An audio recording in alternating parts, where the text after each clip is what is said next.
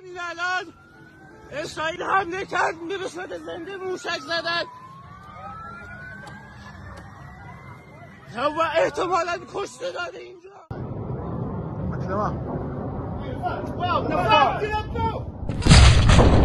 Meski militer Israel berulang kali menyuarakan keberhasilan mereka dalam mencegat serangan rudal dari Iran, kenyataan di lapangan berbicara lain. Ledakan demi ledakan mengguncang Tel Aviv dan Haifa. Kawasan militer porak-poranda, korban pun berjatuhan. Fakta ini menjadi bukti telak bahwa pertahanan Iron Dome mereka tak mampu membendung gempuran Iran yang datang bertubi-tubi dari langit.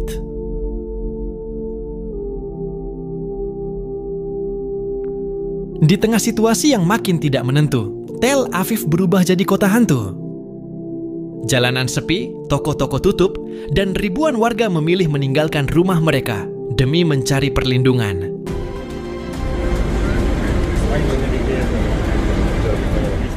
Sejak perang dengan Iran pecah, Israel tak henti dihantam oleh gelombang drone dan rudal balistik dari arah timur. Sementara itu, dari seberang lautan, Donald Trump, sekutu setia Israel, mengeluarkan seruan darurat. Ia meminta semua orang yang masih berada di Teheran untuk segera dievakuasi. Tidak tanggung-tanggung, kota ini dihuni oleh hampir 9,5 juta jiwa. Di akun Truth Social miliknya, Trump kembali menggaungkan pernyataan lama yang kini terasa usang. Iran tidak boleh punya senjata nuklir. Ironisnya yang lantang berkata seperti itu justru datang dari negara yang punya gudang nuklir terbesar di dunia, yang merasa bebas mengembangkannya kapanpun mereka mau. Hubungan antara Amerika dan Iran memang pelik, terutama dalam isu nuklir. Tapi di tengah eskalasi panas ini, Washington memilih menjauh. Pemerintah Amerika secara resmi menyatakan tidak akan ikut campur. Bahkan, Departemen Luar Negeri mereka telah menginstruksikan seluruh kedutaan dan konsulat untuk menyampaikan pesan tegas. Amerika Serikat tidak terlibat dalam serangan Israel terhadap Iran yang dimulai sejak 13 Juni.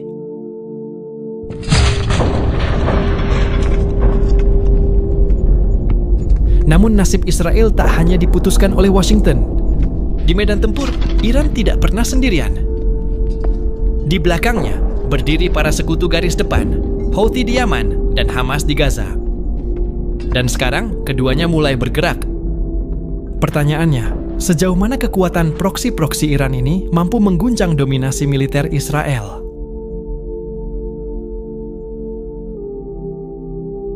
Kini Hamas tak lagi tinggal diam.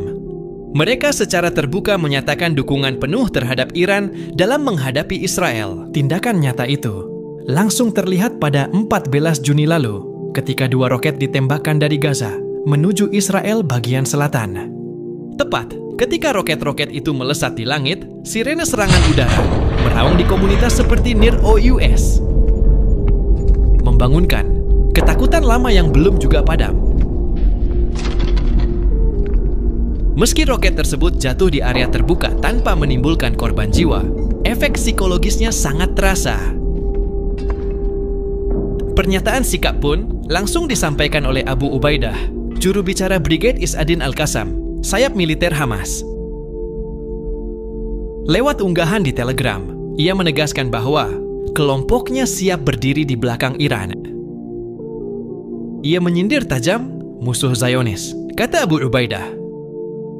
Sedang berada dalam delusi besar jika menganggap serangan brutal terhadap Iran akan memperlemah barisan perlawanan.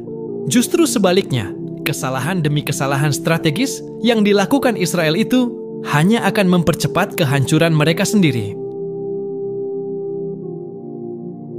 Tak berhenti di situ, tokoh senior Hamas, Izzat al-Risik, turut angkat bicara. Ia mengapresiasi kemampuan Iran yang dinilai sukses menghantam target-target penting di wilayah Israel. Menurutnya, keberhasilan itu jelas membantah semua kesombongan Israel soal Iron Dome maupun sistem pertahanan David Sling.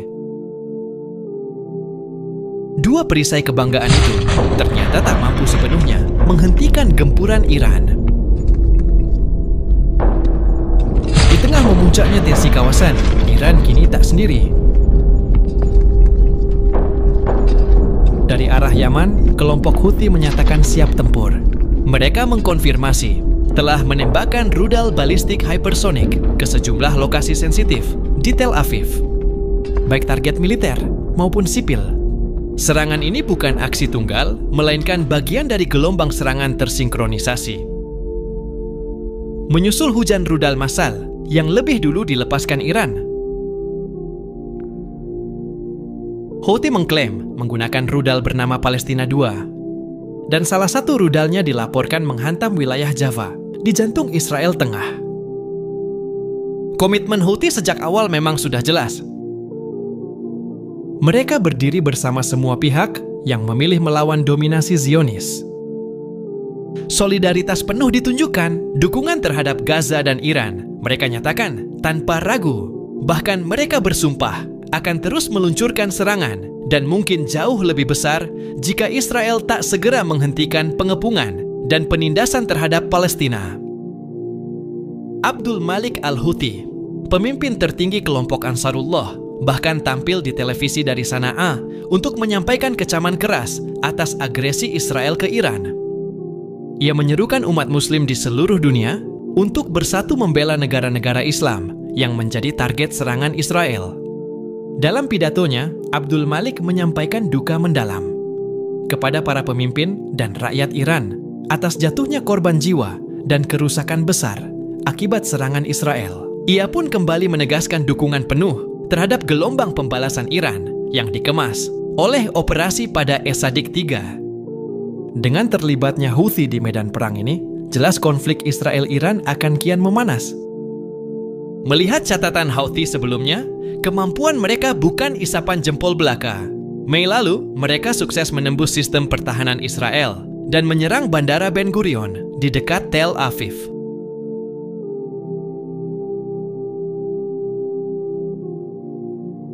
Setelah Houthi dan Hamas mulai menunjukkan taringnya dalam mendukung Iran, kini dunia menoleh ke satu nama besar lainnya, Hizbullah. Pertanyaan pun menggantung di udara. Akankah Hizbullah ikut turun ke medan perang? Sayangnya, hingga kini belum ada jawaban pasti.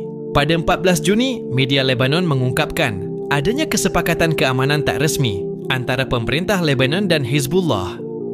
Intinya, Hizbullah diminta tak terlibat dalam konflik bersenjata antara Israel dan Iran yang meletus sejak 13 Juni. Kesepakatan ini bukan datang begitu saja, melainkan hasil dari tekanan diplomatik besar-besaran yang didorong oleh Prancis dan Amerika Serikat. Militer Lebanon, LAV, bahkan dikabarkan mengancam akan mengambil tindakan militer terhadap Hizbullah maupun kelompok perlawanan Palestina lainnya bila mereka nekat meluncurkan serangan dari wilayah Lebanon ataupun menyasar kepentingan Amerika Serikat di sana. Tak hanya itu, sebelum melancarkan operasi Singa Bangkit ke jantung Iran, Israel disebut telah mengirimkan peringatan. Jika Hizbullah ikut campur, maka serangan besar-besaran ke Beirut akan diluncurkan, termasuk pendudukan penuh atas lembah Beka Timur. Pesan itu jelas, jika LAV gagal menahan Hizbullah, maka mereka pun akan ikut terbakar dalam amukan perang. Ancaman ini tentu menjadi kalkulasi tersendiri bagi Hizbullah. Mereka pernah berperang sengit melawan Israel di masa lalu, dan kini sepertinya memilih langkah yang lebih terukur.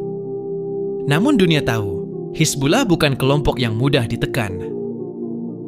Jika serangan Israel terhadap Iran terus berlanjut tanpa henti, maka pilihan Hizbullah bisa saja berubah drastis. Untuk saat ini, Amerika Serikat terus menyuarakan satu sikap. Mereka tidak akan terlibat dalam konflik antara Israel dan Iran. Padahal semua tahu, Washington adalah tulang punggung utama persenjataan militer Israel. Tapi pertanyaannya bukan soal hari ini. Pertanyaannya adalah, bagaimana jika esok Amerika benar-benar ikut turun ke medan perang? Sayangnya sejarah punya jawaban yang pahit dan sangat memalukan bagi Amerika Serikat. Negara adidaya dengan anggaran militer terbesar di muka bumi ini ternyata punya catatan kelam yang tak bisa disangkal. Sejak 1945, dari belasan konflik bersenjata yang mereka jalani, Amerika tidak pernah benar-benar menang dalam perang besar yang sesungguhnya. Vietnam gagal. Afghanistan terseret selama 2 dekade hanya untuk akhirnya mundur dengan kepala tertunduk. Irak runtuhnya Saddam malah melahirkan kekacauan baru. Dan kemenangan mereka hanya tercatat di 2 tempat kecil. Grenada dengan populasi tak sampai 130.000 orang, lalu Panama yang bahkan tidak sebanding dengan sebuah negara bagian di Amerika Serikat. Itulah 1-2-nya kemenangan yang bisa dibanggakan. Nah, Iran bukanlah Grenada, bukan pula Panama. Ini adalah negara dengan jaringan proksi yang menyebar lintas wilayah dan dengan kekuatan militer yang jauh lebih siap dari yang dibayangkan. Dan satu hal lagi, ketika Amerika bergerak di Timur Tengah, perang bukanlah tujuannya. Mereka datang bukan untuk menang, tapi untuk mendulang keuntungan, memelihara konflik, dan menciptakan ketergantungan. Sudah puluhan tahun mereka bermain api di kawasan ini, namun bukan untuk membakar musuh, tapi untuk menjaga bara tetap hidup. Jadi jika hari itu benar-benar tiba, ketika Amerika memutuskan turun tangan membela Israel, maka pertanyaannya bukan lagi apakah mereka bisa menang, tapi seberapa dalam mereka akan kembali terperosok ke dalam kegagalan, ke dalam kebohongan sejarah, dan ke dalam perang yang tidak pernah benar-benar mereka kuasai. Di tengah gempuran rudal Iran yang semakin masif menghantam Israel, suara mengejutkan datang bukan dari musuh luar, melainkan dari dalam negeri sendiri. Mantan Perdana Menteri Israel, Ehud Olmert, melontarkan kritik keras yang mengguncang. Dalam sebuah wawancara terbaru, Olmert menegaskan, Netanyahu telah gagal total sejak peristiwa kelam di 7 Oktober 2023. Dan bukan hanya itu, keputusan Netanyahu menolak kesepakatan damai dan justru menggencarkan operasi militer ke Gaza, menurut Olmert, adalah kesalahan fatal yang hanya memperparah luka Israel. Lebih jauh, Olmert menyebut derita dan korban yang terus bertambah bukan disebabkan oleh Iran, Hamas, ataupun Houthi, melainkan oleh Netanyahu sendiri. Menurutnya, musuh terbesar Israel hari ini bukanlah datang dari luar, tapi justru duduk di kursi kekuasaan tertinggi. Siapakah dia? Silakan jawab di kolom komentar.